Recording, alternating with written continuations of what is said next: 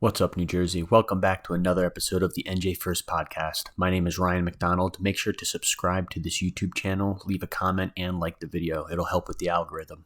Also on Rumble, you can follow all my work and all social medias at Ryan McDonald USA, at NJ1ST, and I'm working on NJ1ST.com. Today's video is going to be about public and grassroots events that you can attend and participate in, ask questions, create content of your own. Also, it feels good to network with other like-minded individuals. And also, we're going to go into the county ballot lines, the endorsements that inevitably win the primary, but also some corruption, some drama, and further the 2024 primaries with the candidate on the Democrat side, Sue Altman. We're going to look into that. As many of you know, there was a lawsuit filed against Hanover Township School Board of Ed because of a policy they approved in May regarding parental rights. Basically, it was whether or not a child wanted to have certain pronouns or be identified as a girl if they were a boy or vice versa, they would notify the parents, and that was just a way step too far. So on May 17th, Hanover Township was sued by Attorney General Matt Platkin, and the case was referred to the Administrative Office of Department of Civil Rights. Hanover amended the policy just June 6th, a couple days ago, but it didn't satisfy the AG, and they're continuing with their lawsuit against Hanover for this parental rights resolution. And right here, they have two links to, and I'll provide these links in the description of this video, two petitions you can sign for signing a petition to Attorney General Matt Platkin to say that you don't agree with his lawsuit against Hanover Township. You don't agree with his lawsuit against parental rights. So New Jersey Family Policy Center, they have a petition you can sign, your name, email, home address. The reason why you have to do all this information is because it's a petition. You have to be a registered voter. This is one way to do it online. I'd prefer in person, but they do it in person. Like I said, the of Trenton rally that we had for parental rights, where I had the speech myself, they had these plebiscites, these tables set up so people can sign the petitions. And right here, the Center for Garden State Families as well has a petition you can sign, and these links will be in the description of the video for parental rights resolutions. And you can read the content of the video, but the next event that is coming up is Thursday, June 22nd. It's actually an online webinar hosted by Jersey First's Rosemary Becky, actually, not Elizabeth Nader, who is usually the head of Jersey First, the face of Jersey First.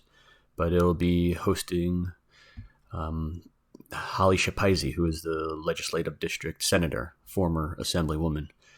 But she will be talking about choices, navigating vaccine mandates, and parental rights. And it's free to attend. There is a link in the tweet. I'll put this tweet link in the description of the video as well, but you have to sign up for the Zoom link, so it'll be sent to your email on 12 o'clock Thursday, probably right before then.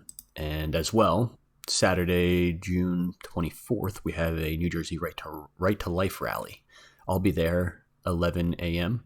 outside Trenton, just same place where I made my speech for the parental rights. Network with me there. It's free to attend.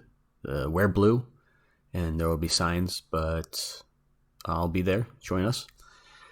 And also, June 28th, there is a free addiction, mental health, and suicide prevention seminar.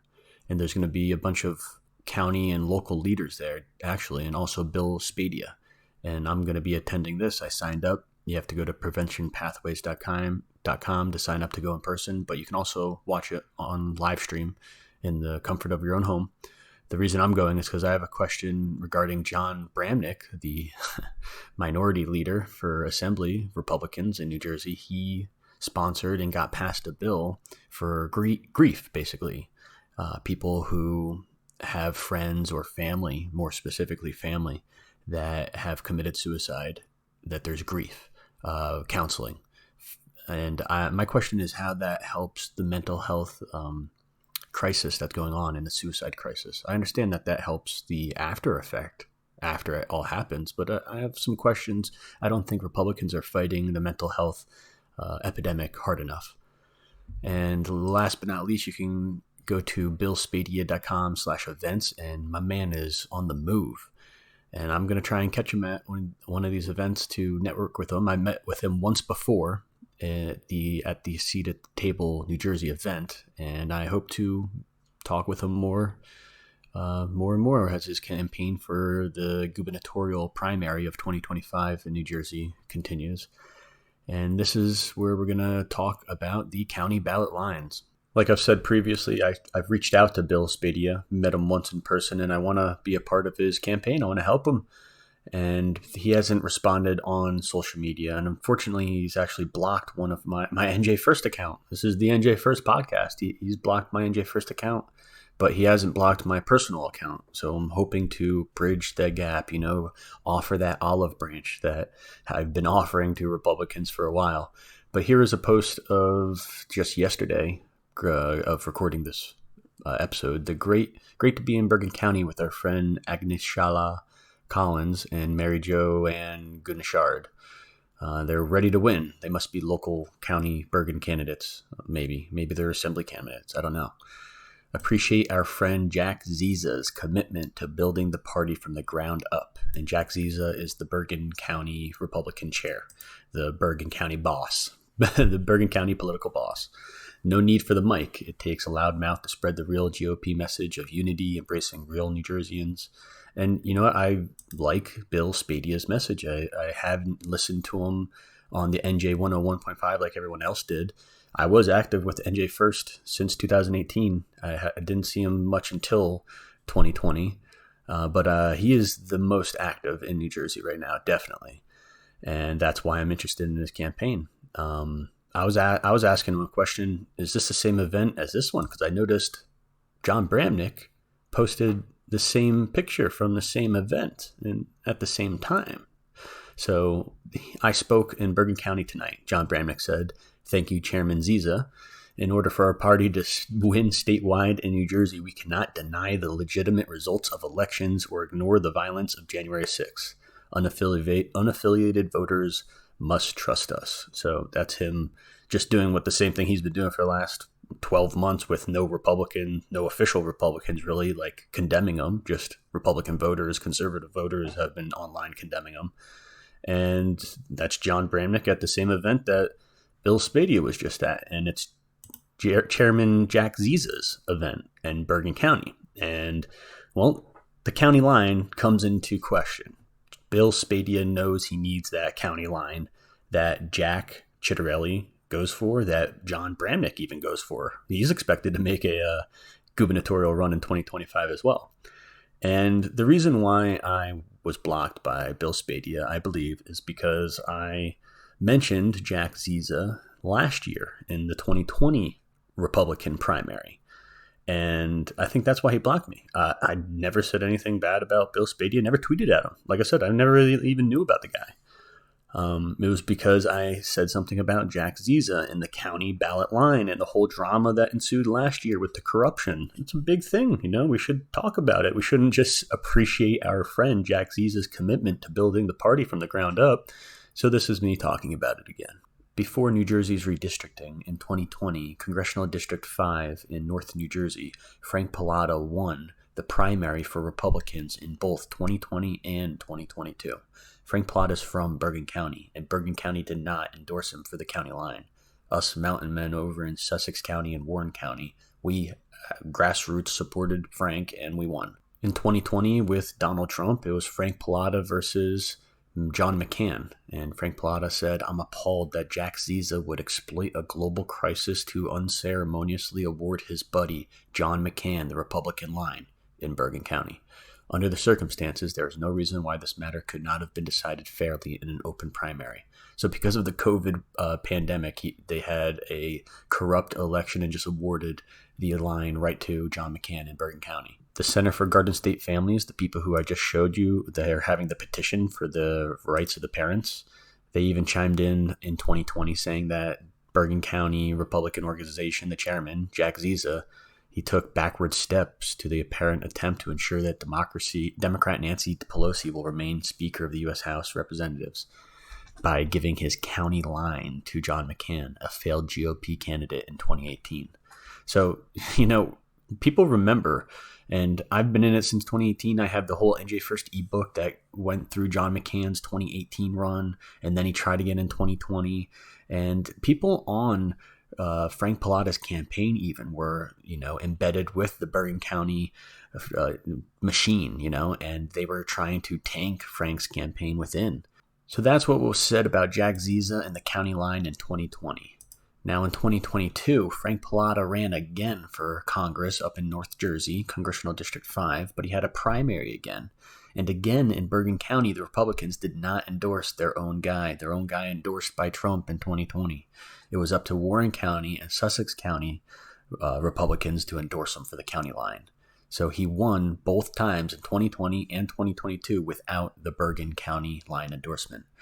Right before the primary in 2022, he sent out this email.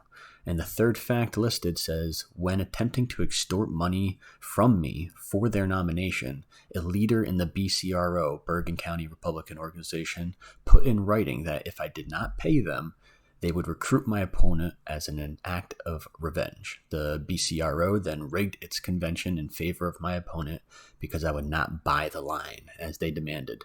And right here are text messages from Matt Gilson. Right here it says, my opponent has no positions and has no ethics. He has aligned himself with some of the most corrupt people in New Jersey politics and has now been named in a newly discovered pay-to-play scheme.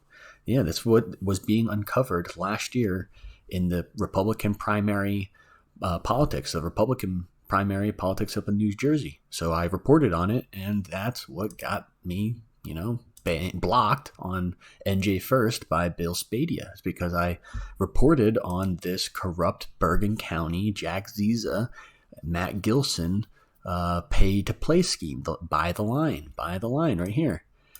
And unfortunately, that's what got me blocked. And I think it's because, Bill needs that line. And competing for those county lines is not a bad thing. If you want any chance at all, it's probably what you have to do, even if you don't support it.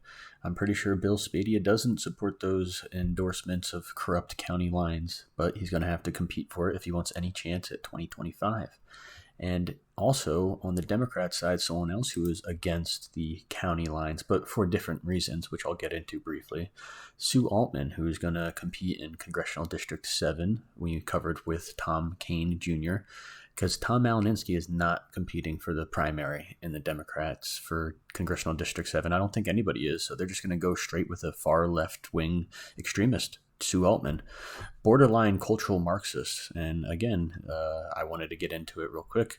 She was against the county lines specifically because they were majority white men. And also she wants people from the left wing and Democrat majority urban areas to invade or let's say gentrify the rural areas out in Salem, Cape May, Warren County, Hunterdon County, Sussex County to politically change the culture over there. It's more of a like a Maoist cultural revolution attempt. On Twitter, she's been talking about anti-Semitism rather than, the rampant city crime that's happening for Black Americans, rather, or the war that's going on the southern border for Hispanic Americans, or attempted Americans, Hispanics trying to make it over the border, right? Delighted to be attending and speaking at brunch June 24th. Purchase your tickets now. Fight for our rights. Make abortion legal again, because they're saying abortion is illegal. No, it's completely legal all the way up until birth in New Jersey, actually.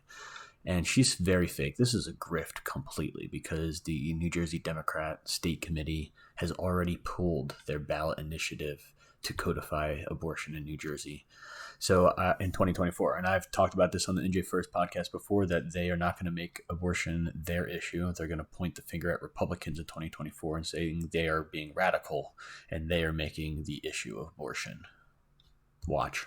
And so I don't know. Sue. I asked Sue about the lines, and she's going to compete for the line. She's going to play in the game. Using the rules that are before her. Yeah, she's just going to scream anti-Semitism. Everyone's a Nazi. Vote for me. I'm a woman. We get it, David, and you're going to support her.